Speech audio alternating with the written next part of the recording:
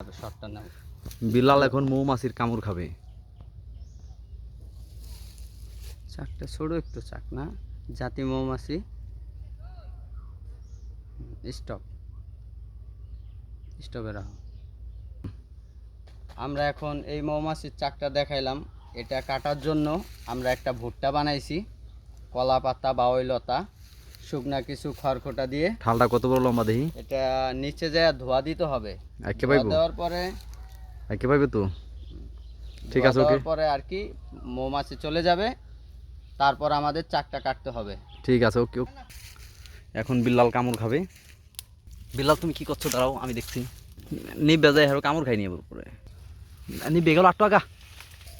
আমরা এখন মধু খাবো।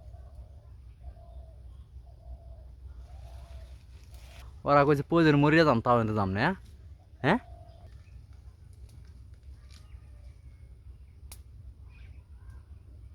লাগাই দেখিস।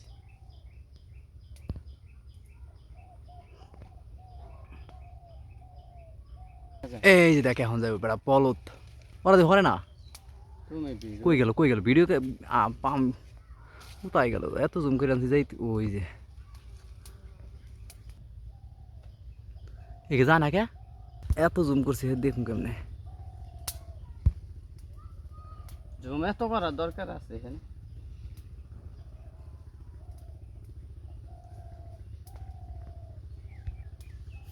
বাল্টে না পরে করুন। হ্যাঁ বা না পরে গেলাম কিরম কোয়া। আহ কি মজা রে। হ্যাঁ, দে দে দে দে।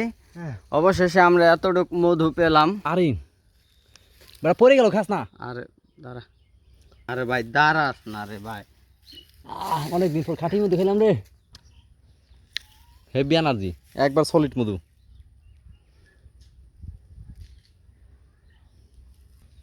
অবশেষে খাঁটি মধু কষ্ট করে সংগ্রহ করতে পারলাম। এটা হলো আপনার জাতীয় মৌমাছির মধু। এটা আপনার আরব কান্ট্রিতে বেশি পাওয়া যায়, পাহাড় অঞ্চলে ছোট ছোট ডাইলের সাথে হয় এবং কি পুরাটাই মধুই থাকে। দাঁড়া, দেখে দে দে দে। আরে দাঁড়া, ওই যে মধুগুলো দেখা যায়, দাঁড়া। আরে তুমি তো খাইছো রে ভাই, আমি একটু খাই দেখিস। পুরা ভরা মধু। দেখিস এত লাগবো না তো। না, বিসমিল্লাহ করে খাও।